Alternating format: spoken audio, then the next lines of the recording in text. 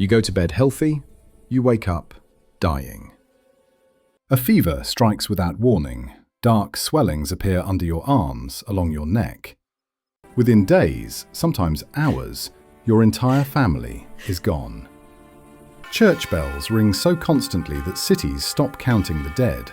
Graveyards overflow. Streets fall silent. And across Europe, a single terrifying question echoes everywhere. Is this the end of the world? What people don't realize is that they're witnessing the deadliest pandemic in recorded human history, one that will kill up to half of Europe's population and permanently reshape civilization itself. This is the Black Death, and once it begins, there is no escape. Before we trace the path of the apocalypse, make sure you're subscribed and tell us in the comments which era should we rebuild next. To understand the devastation that follows, we must first understand the height from which humanity falls. The early 14th century is the apex of the High Middle Ages. Europe is experiencing remarkable stability and interconnectedness not seen since the Roman Empire. The population has nearly doubled in 2 centuries. Cities are bursting past their ancient Roman walls. Walk through Paris, Florence, Venice, London. You're surrounded by vibrant, chaotic hives of human activity. Gothic cathedrals are rising. Merchants are shouting in a dozen languages. Gold coins are changing hands. More importantly, the world is connected.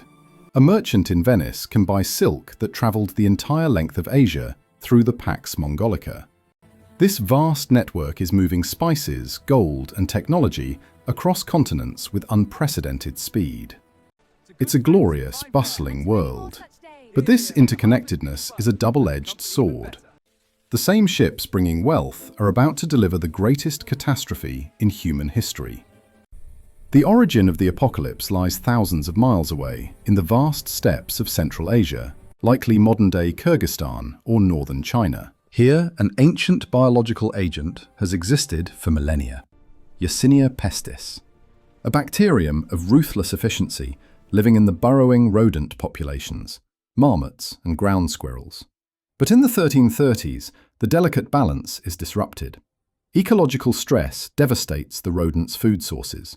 Driven by hunger, infected rodents migrate closer to human settlements, bringing their fleas with them. The leap from animal to human occurs in the trading outposts along the Silk Road. The first victims develop high fevers, vomiting, and terrifying painful swellings in their lymph nodes, the buboes, that give the disease its name. By the early 1340s, fragmented reports reach Mediterranean ports. Merchants speak of entire civilizations in the east vanishing. Europeans listen with horror and detachment. They have no concept of germ theory. They don't realize the spices peppering their food are traveling the same road as their executioner. The geographical pivot point is the Crimean Peninsula, jutting into the northern Black Sea. Here sits the magnificent city of Caffa, a fortified, wealthy colony of the Republic of Genoa. The crucial hinge connecting overland Asian routes to maritime Mediterranean networks. In 1346, Caffa is under siege. The mighty army of the Golden Horde, led by Khan Jani Beg, surrounds the city. The siege drags on for months in brutal stalemate. But then, a silent killer begins stalking the Mongol camps. The besieging army, living in close quarters with poor sanitation, becomes the perfect breeding ground.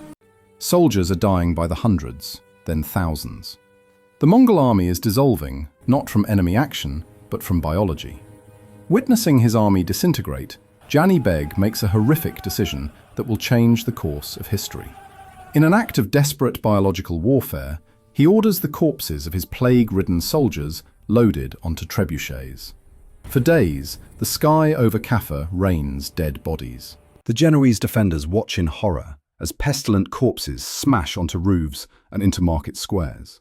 The bacteria, carried by fluids and fleas abandoning their cold hosts for warm living ones, infiltrate the city. The unbreakable fortress has been breached from within.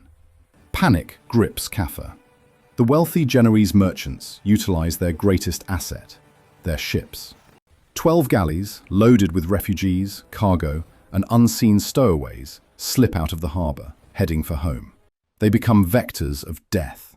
The first major European port to fall is Messina in Sicily. When the Genoese galleys arrive, dockworkers rowing out to meet them are greeted by a scene from hell. Most sailors are dead, their bodies rotting on deck. The few survivors are delirious, racked with pain, covered in black boils, dripping blood and pus. Port authorities order the ships expelled, but the true agents of transmission, the black rats and the fleas on their backs, have already used the mooring ropes to scurry onto the docks.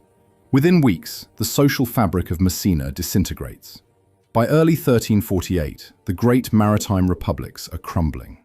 The gondolas of Venice become funeral barges, piling bodies high as they navigate silent canals. From the Italian ports, the disease moves inland. Cities like Paris, Florence, and London are walled enclosures of winding, narrow alleys and open sewers running down the center of streets. They're vibrant, rich places, but hygienically, tinderboxes waiting for a spark. When the plague hits a major metropolis, it doesn't just kill people, it kills the city itself as a functioning organism. We must understand the terror of facing this without modern science. The best minds, doctors of the University of Paris, are baffled. They believe the air itself has been corrupted, perhaps by a planetary alignment. Doctors advise people not to bathe. They burn aromatic woods to combat the smell of death. They bleed patients already weakened. They lance the buboes, which only spreads infection faster. Every rational attempt to stop the disease only feeds it.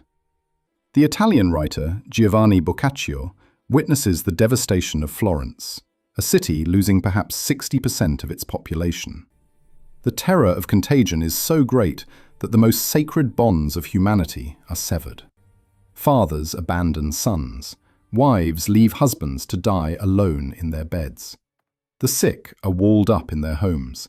The intricate machinery of medieval life stops.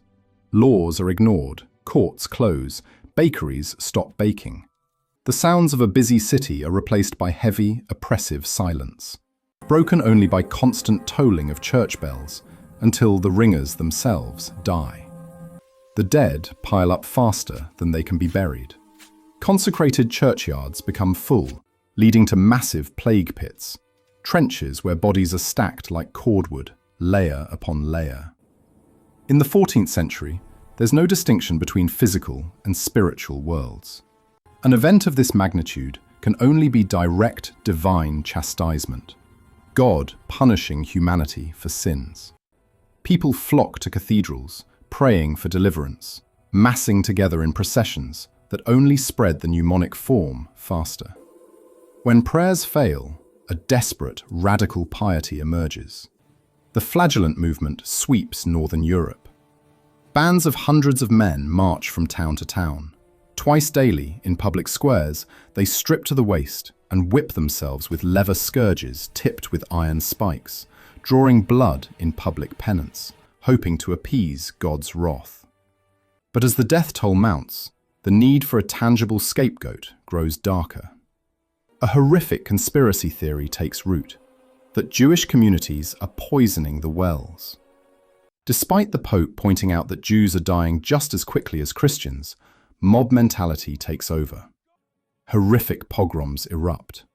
Entire communities in Strasbourg, Mainz, and Cologne are rounded up and burned alive. The Black Death unleashes not just biological horror, but the darkest aspects of human nature. While cities are epicenters, 90% of medieval Europe's population lives in the countryside. The plague travels there too. Thousands of small villages are completely wiped out. Harvests rot in fields, with no one to bring them in. Herds wander aimlessly, eventually turning feral. The carefully managed medieval landscape is being reclaimed by wilderness. By 1351, the initial catastrophic wave burns itself out. The bacterium has simply run out of easily accessible victims. The survivors emerge into a world that looks the same, but is fundamentally different. Between 75 and 200 million people died across Eurasia and North Africa. In Europe alone, Perhaps 50% of the population perished in less than 5 years. But then something remarkable happens.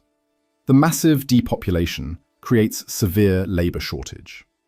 For the first time in centuries, the peasant holds the power. Lords must offer higher wages and better conditions. The golden age of the laborer has begun, born from ashes. Art becomes obsessed with death. The danse macabre, skeletons dancing kings, popes and peasants alike to the grave, a stark reminder that death is the ultimate equalizer. The Black Death was the greatest trauma Western civilization ever endured. It shattered the optimism of the High Middle Ages and proved the fragility of human systems against the power of nature. The society that rebuilt itself was more cynical, more questioning, and forced to adapt. The path of death we've traced today cleared the ground for the slow, painful emergence of the modern world. For centuries, the Black Death was treated as a distant medieval nightmare. But empty streets, locked homes, fear of the air itself. Does that really sound like ancient history? Or does it feel uncomfortably familiar? The plague was a test of civilization, and tests have a way of repeating. Anyways, watching the past so we can understand the present. And together, we keep history reborn. I'll see you in the next era.